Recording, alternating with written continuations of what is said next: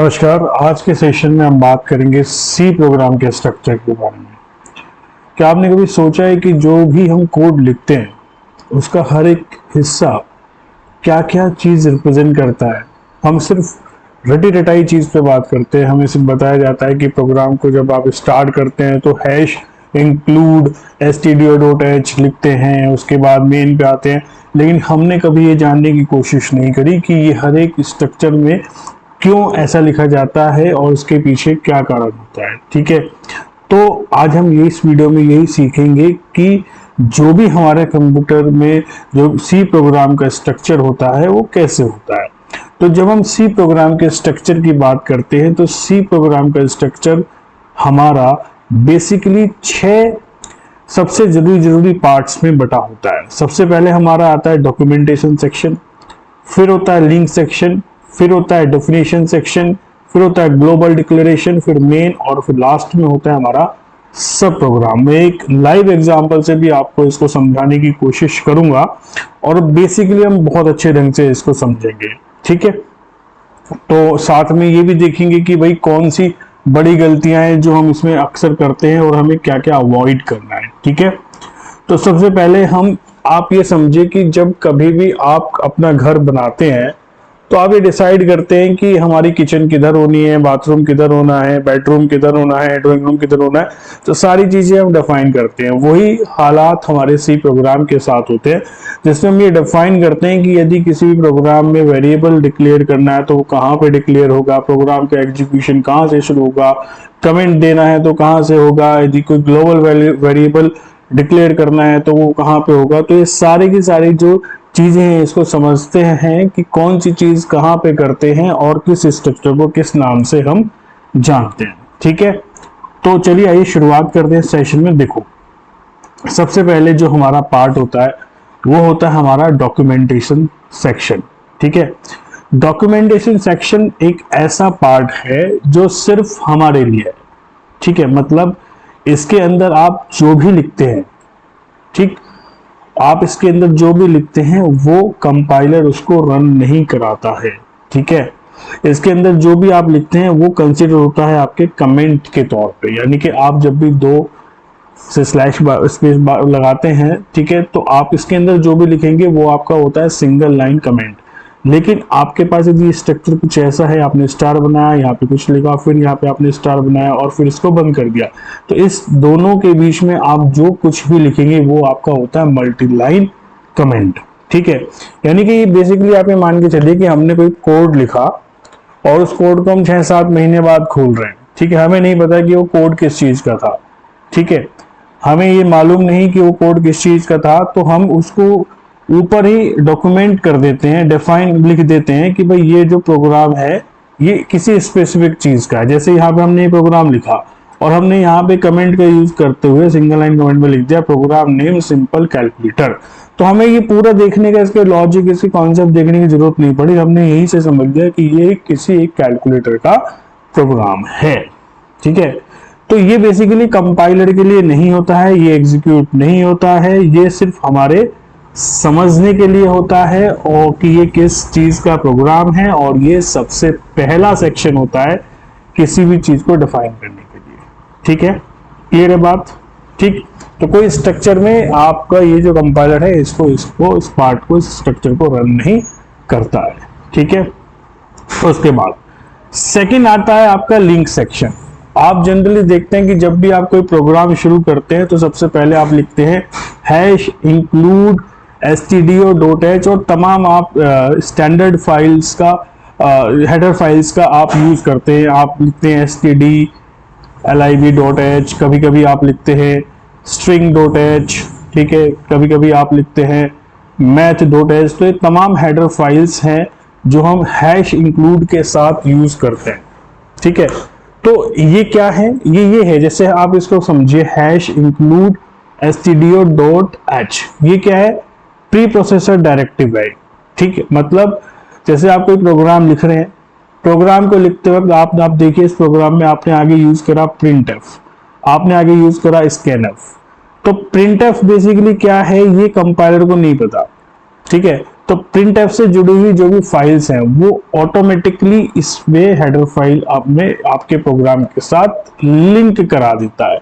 इसका मतलब है स्टैंडर्ड इनपुट आउटपुट। ठीक है, प्रोग्राम ये समझ जाता है आपका कि जहां भी आप printf लिखेंगे उसका मतलब क्या होगा, जहां भी आप डेटा एंट्री कराएंगे स्कैनर उसका मतलब क्या होगा।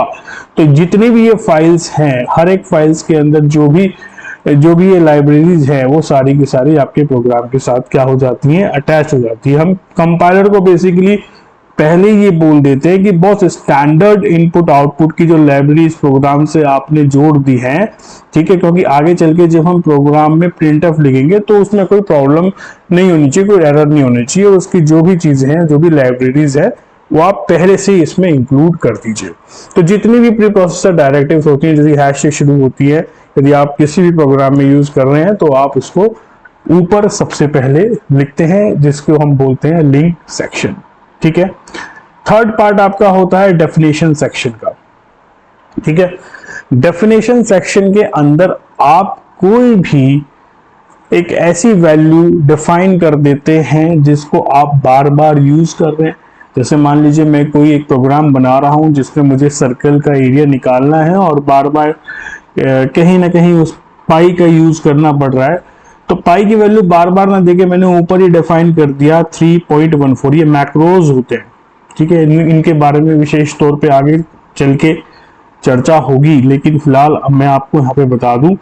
तो अगर पूरे प्रोग्राम में कोई भी वैल्यू या कोई भी टेक्स्ट आप ऐसा रखते हैं जो आप पहले ही डिफाइन कर देते हैं, यानी कि कहीं भी उसका यूज करा जाए तो वो भैया वो ही प्रिंट करते हैं। जैसे कहीं भी यदि पाई का यूज होगा तो उसकी जगह 3.14159 वैल्यू आ जाएगी। कहीं भी यदि MSG का यूज होगा तो उसकी जगह कैलकुलेशन सक्सेसफुल अपने आप लिखा आ जाएगा। ठीक है, क्लियर है बात? ठीक, नेक्स्ट आपका जो फोर्थ सेक्शन होता है वो होता है ग्लोबल डिक्लेरेशन सेक्शन।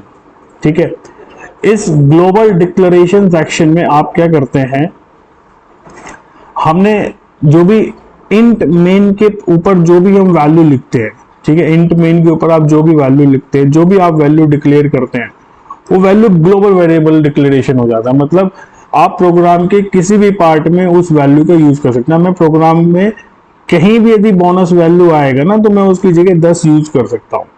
ठीक है, मतलब वो बाउंडेड नहीं होगा किन्हीं ब्रैकेट्स के लिए, उसका कहीं भी यूज कर सकते हैं। ये एक ऐसा वेरिएबल हो जाएगा जो इस फाइल का कोई भी हिस्सा हो या कोई भी दूसरा फंक्शन हो, आप उसे आराम से यूज कर पाएंगे।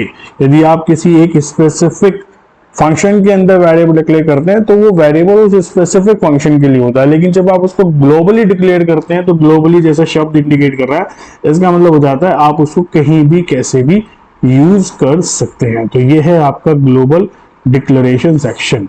ठीक है, नेक्स्ट आपका आता है सबसे इंपॉर्टेंट, जो है आपका मेन फंक्शन। मेन फंक्शन क्या है? घर का मुख्य द्वार है। यदि आप जब अपना प्रोग्राम एग्जीक्यूट करते हैं तो सबसे पहले आपके जो प्रोग्राम का जो एंट्री पॉइंट है वो मेन फंक्शन है। आपका कितना भी बड़ा प्रोग्राम हो, कंपाइलर जब आपके प्रोग्राम को एग्जीक्यूट करेगा तो सबसे पहले किसको देखता है? मेन फंक्शन को देखता है, क्योंकि जो आपका एग्जीक्यूशन है वो कहां से शुरू होता है?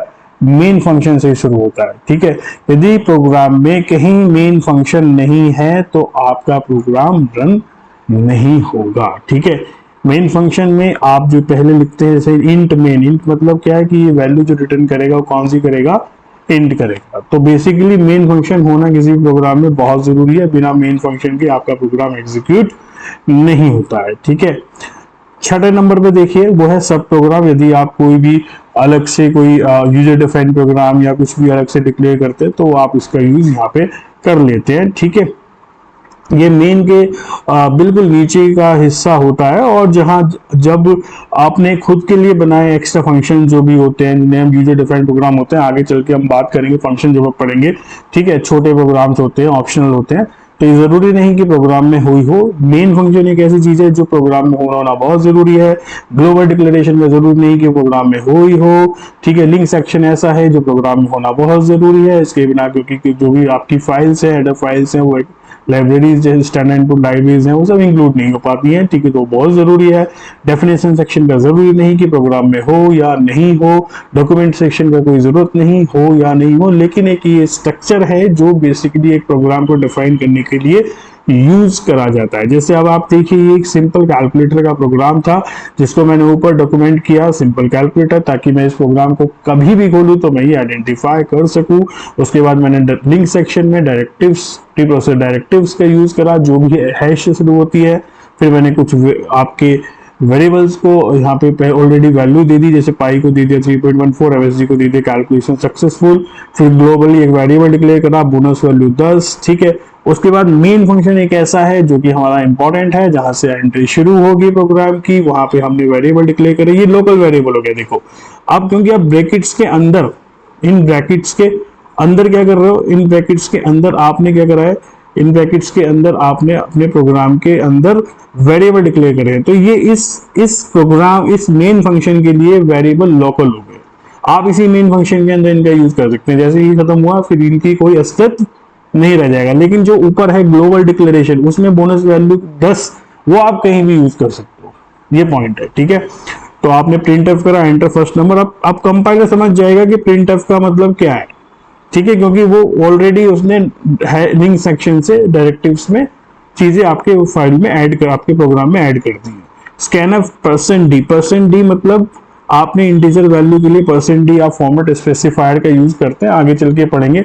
तो वो एम्बरसेंड नंबर 1, ठीक है, आपने यानी कि यूजर से एक वैल्यू ली जिसको आपको नंबर 1 में स्टोर कराया। ऐसे आपने सेकंड नंबर लिया जिसे आपने इसमें स्टोर कराया। फिर आप उसके बाद अपनी मेन बेसिक कैलकुलेशन यहाँ पे कर रहे हैं, आपने सम में num1 और num2 की वैल्यू स्टोर कराई, प्रोडक्ट में num1 into num2 की वैल्यू स्टोर कराई। यहाँ पे आप देखिए आपने तमाम कैलकुलेशंस और एग्जीक्यूशंस लाइन लिखी, और जब ये खत्म हो गया तब आपने ब्रैकेट्स लगा के इस मेन फंक्शन को बंद कर दिया। रिटर्न 0 इसलिए लिखते हैं कि जब आपके ऑपरेटिंग सिस्टम के पास एक मैसेज चला जाता है कि प्रोग्राम आपका सक्सेसफुली रन हो गया, ठीक है। तो बेसिकली आपने जाना कि 6 इंपॉर्टेंट सेक्शन थे, documentation section, link section, global declaration section, main section, सब प्रोग्राम, ठीक है। ये इंपॉर्टेंट सेक्शंस थे जो आपने ध्यान, ठीक। आपको जो बात ध्यान में रखनी है, कुछ बातें आपको यहाँ पे ध्यान में रखनी है। वो बातें ये है कि कभी भी किसी भी सी लैंग्वेज में हर स्टेटमेंट के बाद सेमीकोलन लगाना नहीं भूल जाना। आप देखिए जितने भी प्रोग्राम है सब में क्या लग रहा है, बाद में सेमीकोलन लग रहा है, जो कि कंपलसरी है। ये बिल्कुल वैसे ही जैसे इंग्लिश में लिखने के बाद हम फुल स्टॉप लगाते हैं, तो सी प्रोग्रामिंग में हर स्टेटमेंट के बाद आपने सेमीकोलन लगाना ही पड़ता है। यदि आप इस सेमीकोलन लगाना भूल जाते हैं तो ये पक्का आपको क्या देगा, एरर देगा, ठीक है। तो आपने किस चीज का ध्यान में रखना है, आपने ध्यान में रखना है सेमीकोलन का हर स्टेटमेंट के बाद सबसे पहले। दूसरी चीज आपको ये ध्यान में रखना है कि केस सेंसिटिविटी का आपको बहुत ध्यान में रखना है, ठीक है। आप यदि लिखते हैं मेन और यदि आप लिखते हैं कैपिटल MAIN मेन, तो इन दोनों चीजों में फर्क है, ठीक है। यदि आप प्रिंट एफ की जगह लिखते हैं कैपिटल प्रिंट PRINTF, तो इन दोनों चीजों में फर्क है, ठीक है। तो आप सब कुछ स्मॉल लेटर्स में लिखेंगे प्रोग्राम में तो ये बढ़िया चलेगा, क्योंकि ये केस सेंसिटिविटी है, तो इसका ध्यान रखिएगा। यदि आप कोई कर्ली ब्रैकेट लगाते हैं तो ये ध्यान रखिएगा कि आपको शुरुआत करते हैं कर्ली ब्रैकेट की तो आपको उसको बंद भी करना है, लेकिन आप यदि बंद नहीं कर दे हैं, भूल जाते हैं, तो ये दिक्कत देगा, एरर देगा। जितने ब्रैकेट आप खोलते हैं उतनी ब्रैकेट आपको क्या करने हैं, बंद करने हैं, ठीक है। तो ये बेसिकली एक चीजें थी जिसमें आपने सारी चीजें समझी। आगे वाले सेशन में हम जानेंगे प्री प्रोसेसर क्या काम करता है, कंपाइलर क्या काम करता है, असेंबलर क्या काम करता है, लिंकर कैसे काम करता है। यानी कि कोई भी यदि प्रोग्राम है आप सीधे उसको रन करते हैं, आपको आउटपुट मिल जाता है, लेकिन उसके पीछे की जो कार्रवाई हो रही है, जो प्रोसेस हो रहा है, वो एक्चुअली है क्या, उसके बारे में चर्चा करेंगे नेक्स्ट सेशन में। आई होप ये चीजें आपको पता लगी होंगी। 6 इंपॉर्टेंट सेक्शन आपने जाने, documentation, link section, definition section, global declaration, main और सब प्रोग्राम, ठीक है। शुक्रिया, मिलते हैं नेक्स्ट सेशन में। I hope you like the session. Thank you, have a nice day.